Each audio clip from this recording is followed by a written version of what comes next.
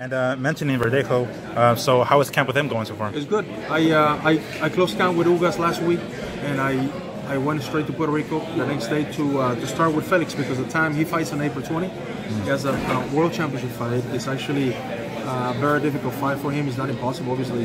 It's not easy fights, like I said. Sure. So he's going good. I just got back yesterday from Puerto Rico. I was there for a week. Right. So he's going good. We still got 6 weeks, so we're going at it conditioning wise. He's an individual who's very gifted as far as attributes, physical attributes. He can run, he can sprint very good, he knows how to swim very well. He's a young kid, he coordinates, he's fast twitch muscle, he's a guy who he can punch quick. So it's a good thing for us. When you're strength conditioning, you want a guy who's real quick, explosive, natural. Because once you start, developing certain drills for the guy, or you start applying different methods of training, that will benefit him more. So with Felix, we had to maintain him. We had to maintain his speed, his explosiveness, but at the same time, we had to maintain his estimate.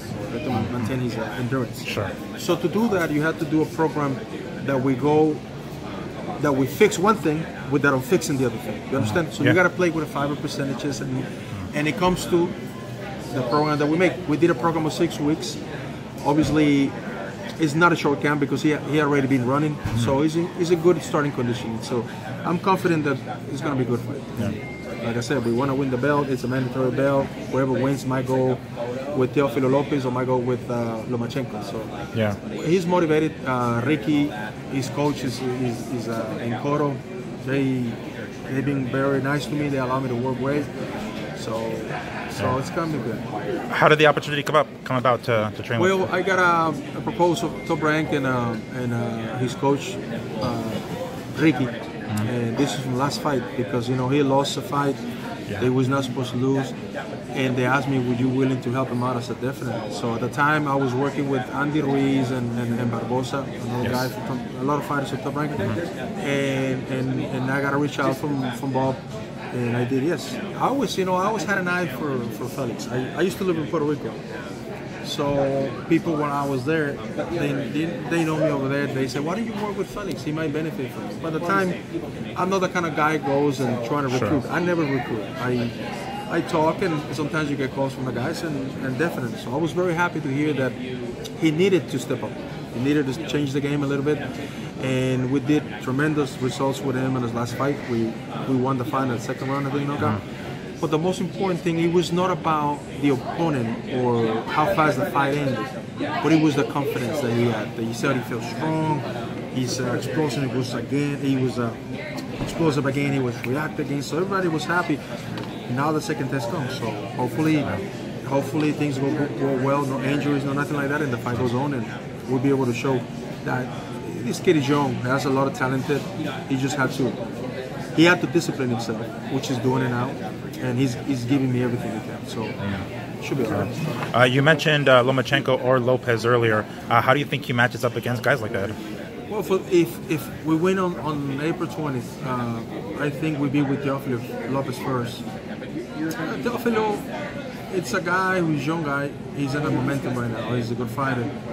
Obviously, he's a hard puncher. So it'll be a difficult fight before you even think about Lomachenko. You have to go through Teofimo. It's not an impossible fight, obviously. The styles are completely different. So I think Felix, boxing and having his speed and his endurance, he should be able to come out and do good against Teofimo. As far as Lomachenko, you're talking about Lomachenko. Yeah, Lomachenko is a beast. Yeah. He's a guy who trains well physically, a guy who's he's been with his father all his life, good trainer. But then you have to consider this too. Felix fought with Lomachenko at the Olympics, so they know each other a little bit. Felix told me, I asked him the other day if Lomachenko hits hard. He said no, he doesn't hit hard. It's just that he moves the angles, the movements he does. That's what could give you trouble if you don't adjust. But Salido adjusted well, and Salido is not a fighter who was extremely explosive, but he was rough. He was very rough. He was very rough.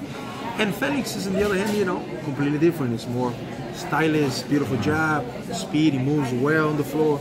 So anything can happen. So I'd rather go straight with Lomachenko because I think that's a fight that maybe Top Rank wants, but let's see. You see, Teofimo still got to fight and see how he does in his fight. So our guys still need to win. So yeah, that's true. We'll see. But it'll be great fights.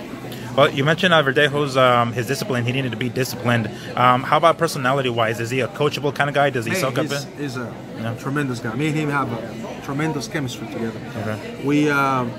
We did chemistry right away. He's a young guy.